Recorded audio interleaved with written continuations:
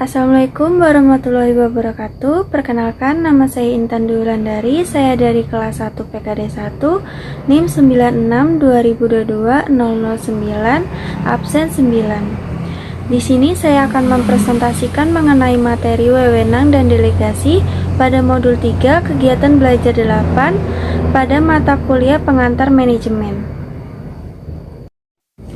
1. Mengenai wewenang.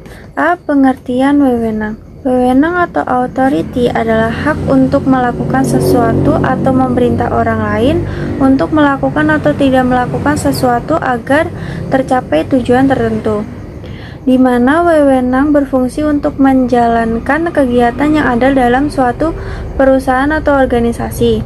Contohnya, seorang manajer suatu organisasi mempunyai hak untuk memberi perintah dan tugas kepada karyawannya, serta menilai pelaksanaan kerja karyawan yang ada di bawahnya. Kemudian B. Jenis-jenis wewenang.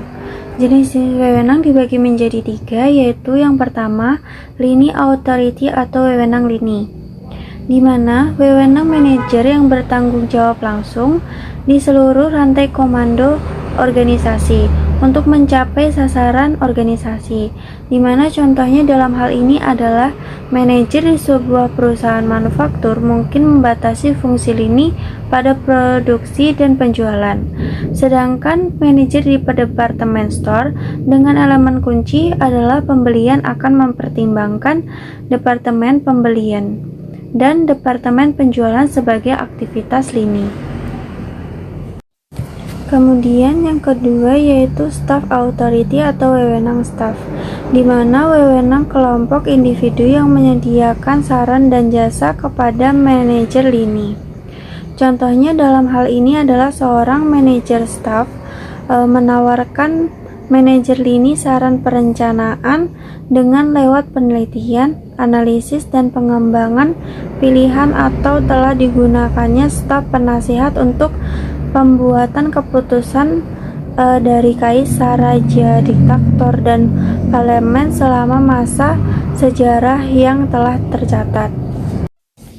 Dan yang ketiga yaitu mengenai wewenang fungsional, di mana wewenang anggota staf departemen untuk mengendalikan aktivitas departemen lain karena berkaitan dengan tanggung jawab staf spesifik, di mana contohnya dalam hal ini yaitu seorang manajer keuangan divisi A melaporkan lewat rantai komando kepada manajer umum divisi A, tetapi juga bertanggung jawab kepada wakil presiden untuk keuangan di tingkat korporasinya. C. Mengenai batas-batas wewenang. Yang pertama yaitu kemampuan jasmani atau fisik. Pimpinan tidak dapat memerintah bawahannya di luar kemampuan manusia. Yang kedua, alamiah, di mana pimpinan tidak dapat memerintah bawahannya untuk menentang kodrat alam. Yang ketiga, teknologi.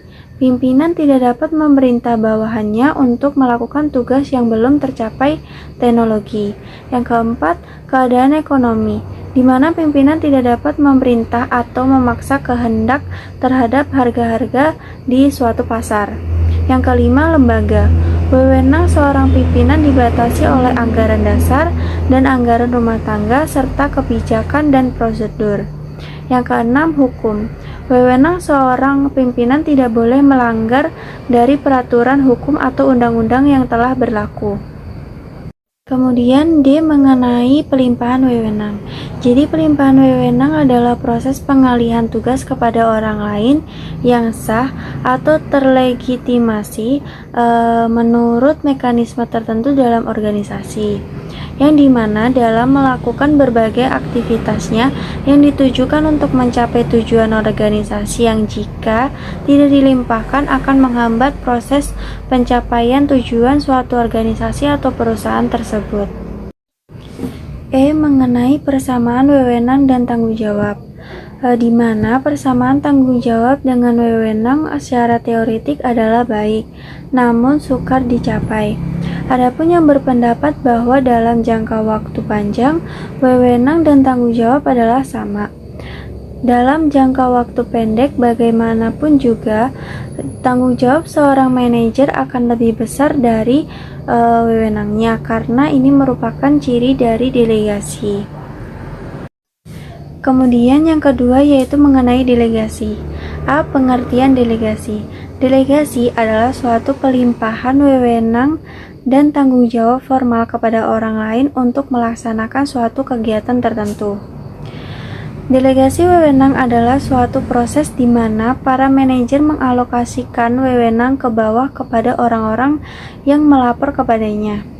Contohnya, misalnya dalam suatu perusahaan, seorang manajer umum dari departemen penjualan yang meminta bantuan manajer penjualan untuk menyiapkan kumpulan data tenaga penjualan. Kemudian B. Mengenai alasan-alasan pendelegasian. Alasan-alasan pendelegasian yaitu yang pertama, pendelegasian memungkinkan manajer untuk mencapai hasil yang lebih baik daripada mereka menanganinya sendiri. Yang kedua, delegasi dari atasan ke bawahan adalah proses yang perlu dilakukan agar organisasi dapat berfungsi secara efisien. 3. Delegasi memungkinkan manajer untuk memusatkan tenaganya untuk tugas-tugas prioritas yang lebih penting. Kemudian yang keempat yaitu mengenai delegasi memungkinkan bahwa untuk berkembang dan dapat digunakan alat untuk belajar dari kesalahan. Yang kelima yaitu delegasi dibutuhkan karena manajer tidak selalu mempunyai semua pengetahuan yang dibutuhkan untuk membuat keputusan dan tidak selalu memahami masalah yang lebih terperinci, sehingga dibutuhkan organ yang serendah mungkin untuk menangani masalah yang makin rinci di mana terdapat cukup kemampuan dan informasi untuk menyelesaikannya. C yaitu mengenai delegasi wewenang yang efektif. Delegasi wewenang akan efektif dengan memperhatikan hal-hal berikut. Hal-hal berikut yaitu sebagai berikut. 1. Memutuskan pekerjaan mana yang akan didelegasikan, karena tidak semua pekerjaan dapat didelegasikan. Yang kedua, memutuskan siapa yang akan memperoleh penugasan dengan berbagai pertimbangan, yakni waktu yang dipunyai karyawan, kemampuan yang dimiliki karyawan, dan kesempatan yang akan dimanfaatkan oleh karyawan. Kemudian yang ketiga yaitu mendelegasikan tugas disertai dengan informasi dan pemberian wewenang yang cukup dan bentuk hasil yang diharapkan. Yang keempat yaitu menetapkan feedback untuk memonitor kemajuan yang dicapai oleh bawahan. Kemudian D. Mengenai keuntungan dan hambatan delegasi. Keuntungan dari pendelegasian wewenang yaitu yang pertama, manajer akan terbebas untuk berfungsi dengan efektivitas maksimal untuk organisasi. Yang kedua, menyebabkan karyawan menerima tanggung jawab dan mempraktekkan cara menilai. Yang ketiga yaitu memperbaiki rasa percaya diri dan kemampuan untuk mengambil inisiatif. Kemudian yang keempat, membuat lebih baik sekaligus mempercepat pembuatan keputusan. Kemudian hambatan dari pendelegasian wewenang yaitu yang pertama, rasa tidak tentram dan bingung mengenai siapa yang akhirnya bertanggung jawab untuk tugas spesifik, manajer atau karyawan. Yang kedua, beberapa orang manajer terlalu kacau atau tidak fleksibel untuk mendelegasikan pekerjaan secara efektif.